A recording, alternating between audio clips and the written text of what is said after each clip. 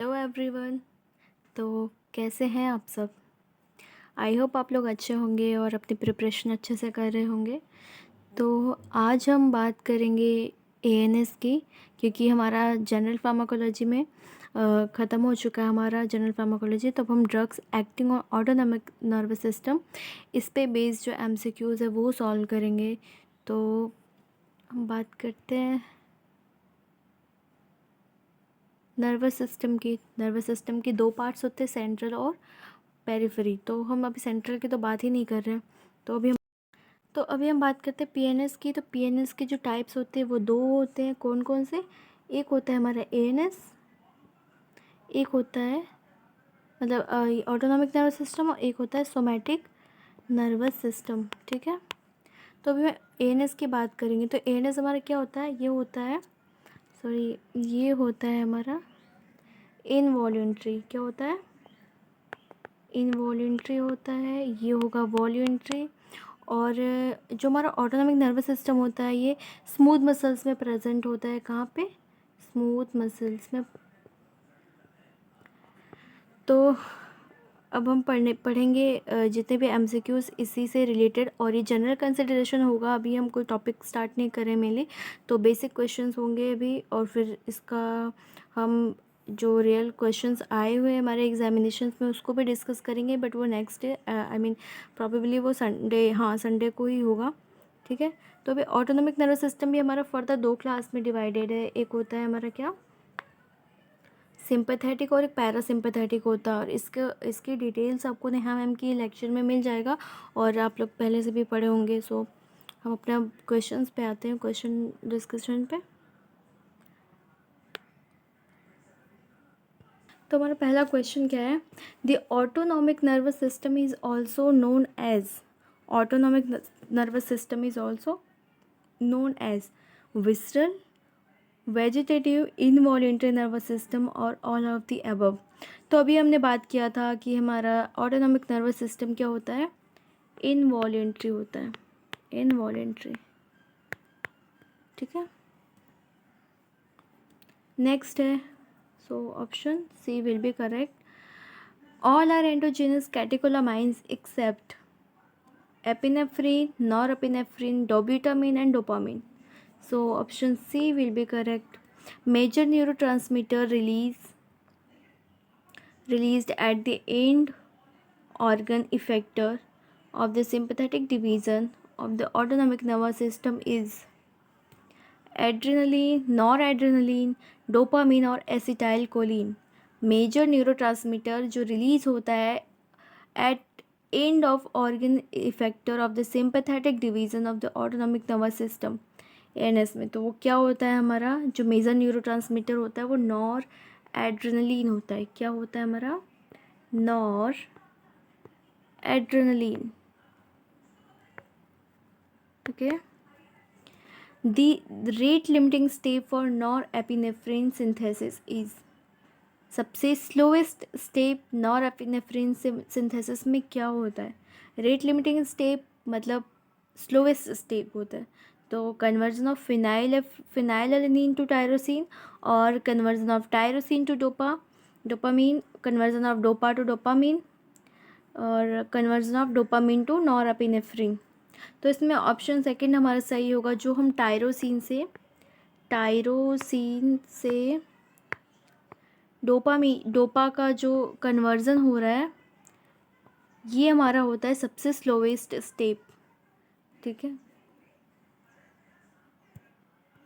Next question is which of the following R post ganglionic receptor in PNS? Dopaminergic, cholinergic, adrenergic और serotonergic. तो it will B cholinergic. Options पहले से इस पर लगे हुए, इट मीन्स नॉट कि आप आंसर नहीं दोगे। If you know the answer please comment below. Okay. The origin of parasympathetic nervous system, parasympathetic nervous system का जो ओरिजिन है वो क्या है? डॉर्सोलंबर, या फिर स्पाइनल कॉर्ड, क्रैनियोसैक्रल, और ऑल ऑफ द अबव। क्या होता है हमारा? डॉर्सोलंबर, क्रैनियोसैक्रल, या फिर स्पाइनल कॉर्ड, या फिर ऑल ऑफ द अबव। तो जो पैरासिम्पैथेटिक नर्वस सिस्टम का ओरिजिन है ना वो क्रैनियोसैक्रल होता है, सॉरी क्या होता है, क्रैनियोसैक्रल। अब कौन कौन सा इसमें ऐड होता है, आप किसी को पता है? क्रैनियो आउटफ्लो में 12 पेयर होते हैं क्रैनियल में, कौन कौन सा इसमें इन्वॉल्व होता है? सैक्रल आउटफ्लो में S2 S3 S4 होता है। और क्या होता है क्रैनियल का? 3 7 9 10 ये होता है, ठीक है।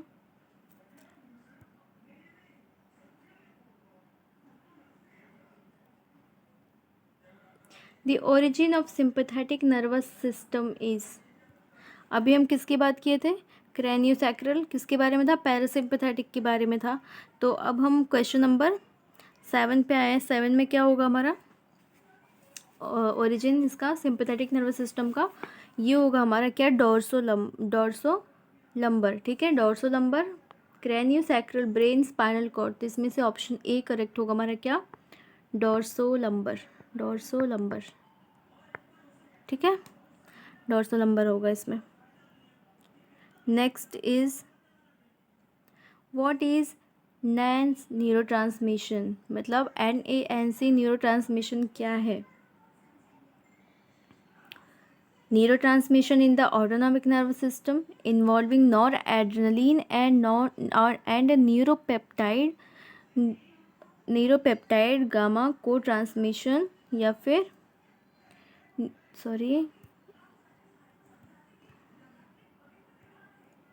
neurotransmission in autonomic nervous system that does not involve acetylcholine or noradrenaline, या फिर option C neurotransmission in the enteric nervous system that does not involve acetylcholine or noradrenaline.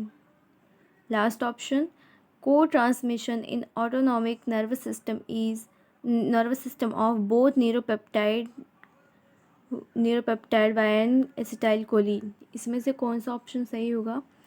किसके बारे में पूछा है ये हमारा? NANC न्यूरोट्रांसमिशन क्या होता है? तो ये ऑप्शन बी जो है ना, neurotransmission in the autonomic nervous system, मतलब ANS में जो न्यूरोट्रांसमिशन होता है that does not involve acetylcholine and noradrenaline, इसमें एसिटाइलकोलिन और नॉरएड्रेनलिन का कोई इन्वॉल्वमेंट नहीं होता है। यही होता है हमारा NANC न्यूरोट्रांसमिशन, ठीक है। तो option B will be correct.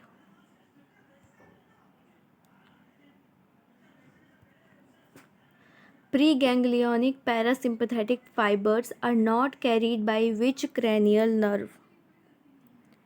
3, 5, 7 और 10। इसमें से प्रीगैंग्लियोनिक पैरासिम्पैथेटिक फाइबर किस में कैरी नहीं किया जाता, किस क्रैनियल नर्व में? तो ये होगा 5, option B correct statement for parasympathetic system. Parasympathetic system के लिए इसमें से कौन सा ऑप्शन ट्रू है? Preganglionic fiber are very long and postganglionic fiber are very short. Preganglionic fiber are very short and postganglionic fiber are very long. Or preganglionic fiber are long and postganglionic fiber are very long. या फिर preganglionic fiber are short and postganglionic fiber are very short. इसमें से option कौन सा सही होने वाला है हमारा? पैरासिम्पैथेटिक में क्या होता है कि जो हमारा प्री गैंग्लियोनिक फाइबर होता है ना वो लॉन्ग होता है और जो पोस्ट गैंग्लियोनिक फाइबर होता है वो शॉर्ट होता है, ठीक है। तो जो पहले प्री गैंग्लियोनिक है वो लॉन्ग होगा और पोस्ट गैंग्लियोनिक हमारा शॉर्ट होगा। तो ऐसे याद रख सकते हैं हम लोग, क्या कैसे? Post short in para, post short. Para में क्या होगा, मतलब पैरासिम्पैथेटिक में जो पोस्ट गैंग्लियोनिक होता है हमारा वो शॉर्ट होता है, ठीक है, शॉर्ट होगा। तो ऑप्शन ए हमारा सही होगा।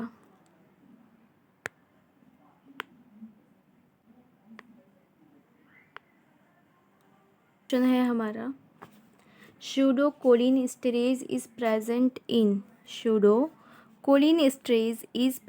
in membrane, vesicles, synaptic cleft और plasma and tissue.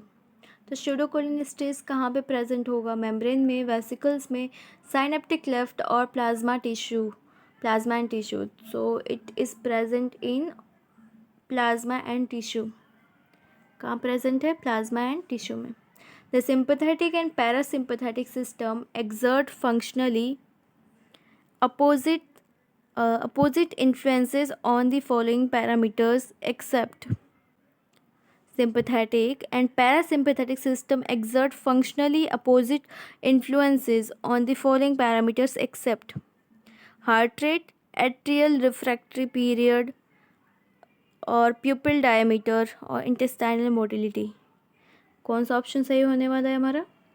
Atrial refractory period. ये दोनों अपोजिट होते हैं, ठीक है. सॉरी, ये सेम होते हैं, बाकी सारे अपोजिट होते हैं. सिंपैथेटिक और पैरासिम्पैथेटिक जो सिस्टम है ना, फंक्शनली हर चीज़ में अपोजिट होता है, लेकिन इसमें से कौन सा ऑप्शन किस में नहीं होगा ये पूछा है, तो एट्रियल रिफ्रैक्टरी पीरियड ही होगा, ठीक है. वो दोनों का सेम होता है. Reserpine has the following effect on adrenergic neurons. क्या क्वेश्चन है? Reserpine has the following effect on adrenergic adrenergic neurons.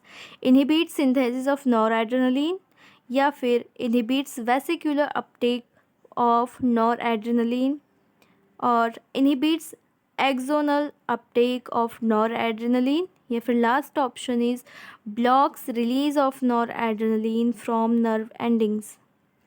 Which one is correct? Inhibit synthesis of noradrenaline नहीं. Inhibit vesicular uptake of noradrenaline, yes. ये जो vesicular Uptake होता है ना noradrenaline का, उसको ये क्या करते हैं? इनहिबिट करते हैं.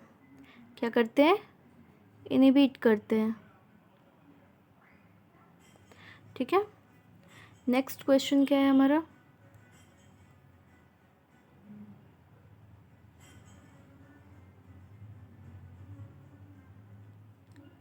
Rate limiting step in the synthesis of noradrenaline involves the enzyme. कौन सा एंजाइम इन्वॉल्व होता है हमारा rate limiting step in synthesis of noradrenaline? मतलब नॉरएड्रेनालिन की जो सिंथेसिस होती है उसमें जो रेट लिमिटिंग स्टेप है उसमें कौन सा एंजाइम इन्वॉल्व होता है? Monoamine oxidase, dopa day carboxylase, या फिर डोपामिन बीटा हाइड्रोक्सिलेज, या फिर tyrosine hydroxylase. Yes, tyrosine hydroxylase. Tyrosine hydroxylase is responsible for rate limiting step in the synthesis of noradrenaline. Okay, so our next question is cell body of postganglionic neuron of sympathetic and parasympathetic system lies in.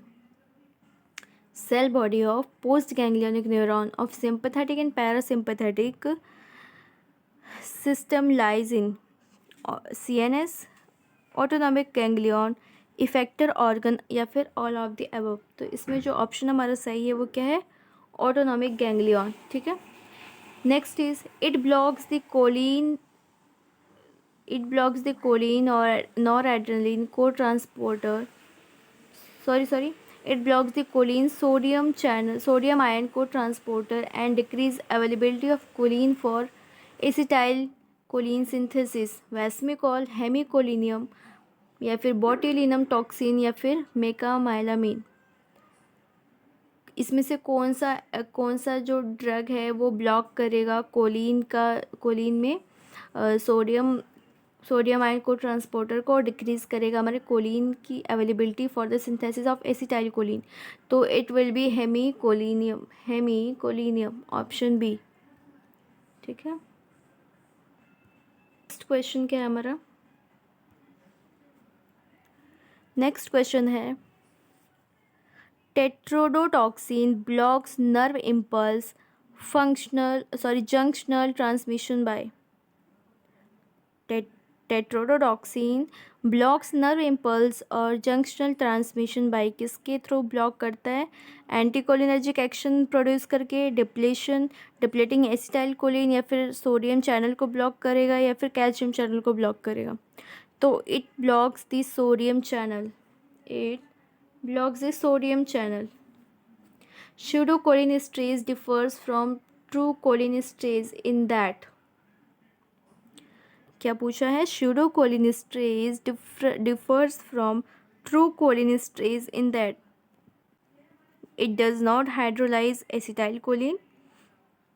It hydrolyzes acetylcholine at a slower rate, or it is more susceptible to inhibition by physostigmine. It is the only form of circulating cholinesterase. Which option will be correct? If you know, please below comment below. Okay. So our option A will be correct. It hydrolyzes the acetylcholine at a slower rate. एक slower rate पर भी ये acetylcholine को hydrolyse कर देगा. यही होता है डिफरेंस एक स्यूडो कोलिनेस्ट्रेज और ट्रू कोलिनेस्ट्रेज में. स्यूडो मतलब क्या होता है? स्यूडो इट मीन्स फॉल्स, झूठा. ठीक है.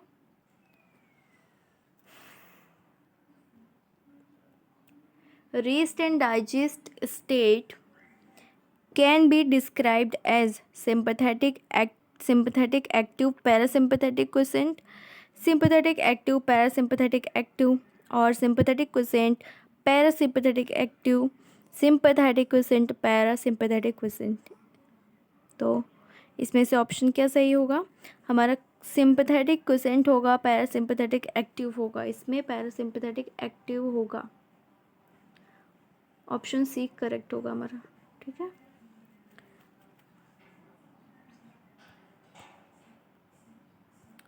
नेक्स्ट है the drug use to augment the salivary secretion is known as xerostomach drugs, silagogue, secretory agent, या फिर both A and B.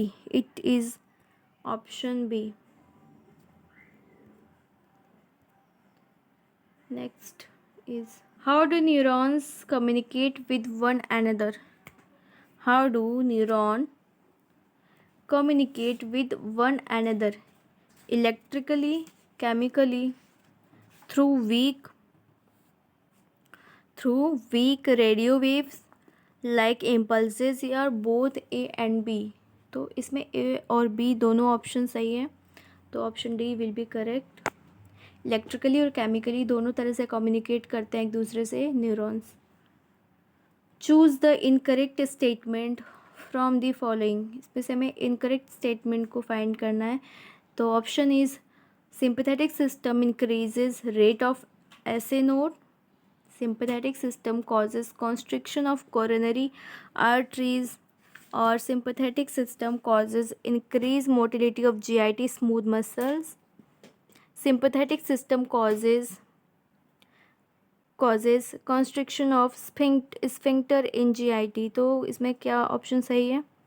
Sorry गलत है. इसमें से जो गलत ऑप्शन हमको वही फाइंड करना है. Sympathetic system causes increase motility of GIT smooth muscle. नहीं, ऑप्शन सी इसमें सही होगा. मतलब ये ऑप्शन गलत है और हमें गलत ही फाइंड करना था. ठीक है.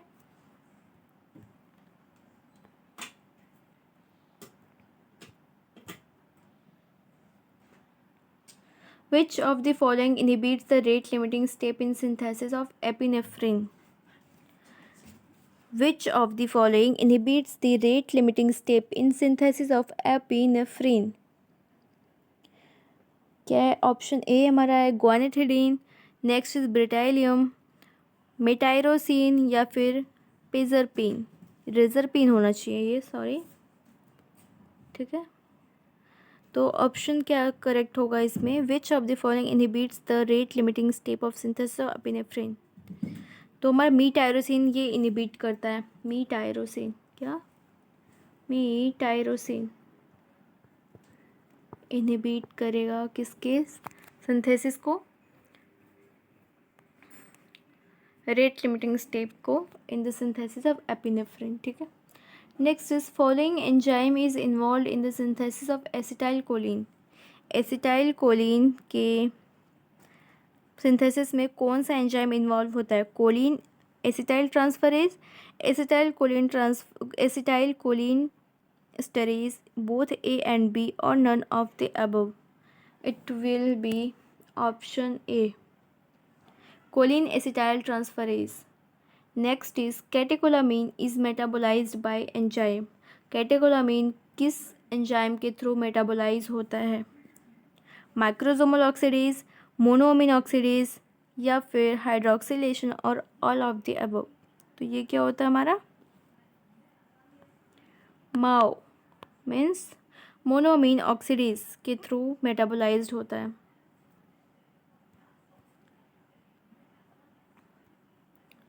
Next question is which sympathomimetic drug is non catecholamine? इसमें से कौन सा सिंपैथोमाइमेटिक ड्रग है जो नॉन कैटेकोलामाइन है? Ephedrine, epinephrine, nor adrenaline, isoprenaline? तो epinephrine is correct, option A. In the autonomic regulation of blood pressure, in the autonomic regulation of blood pressure, the options are cardiac output is maintained constant at the expense of other hemodynamic variables, or elevation of blood pressure results in elevated aldosterone secretion, or baroreceptor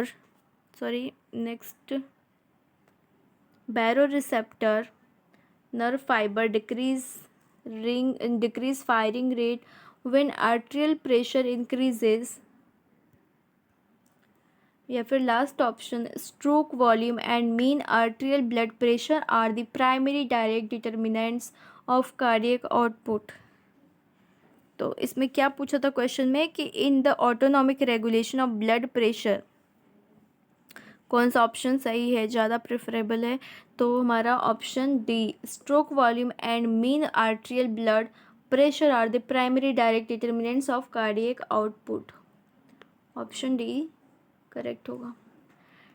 next question is dantrolene is the drug of choice to treat malignant hyperthermia caused by succinylcholine because dentroline blocks calcium release from SR मतलब cerebroplasmic reticulum, dentroline induces contraction of skeletal muscle, or dentroline increases the rate of succinylcholine metabolism of, या फिर option D, dentroline acts centrally to reduce fever? Which option will be correct? dentroline is the drug of choice to treat malignant hyperthermia, ठीक है, caused by succinylcholine because, क्यों cause होता है?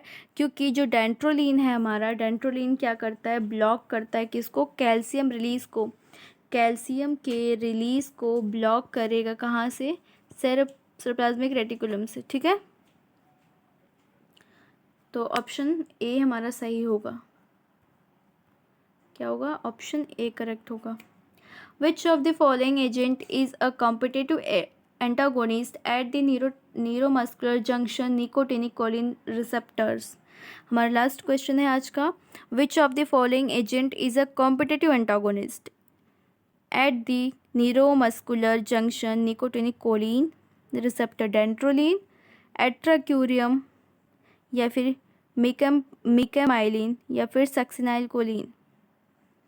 क्या होगा इसमें से करेक्ट ऑप्शन? एट्राक्यूरियम। क्या होगा? एट्राक्यूरियम है जो कॉम्पिटिटिव एंटागोनिस्ट की तरह एक्ट करता है न्यूरोमस्कुलर जंक्शन में, ठीक है। तो ये रहे हमारे आज के जनरल कंसिडरेशन के क्वेश्चंस।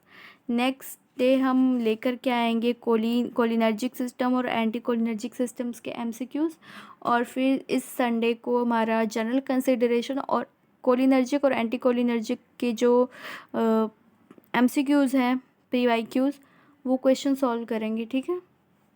Thank you.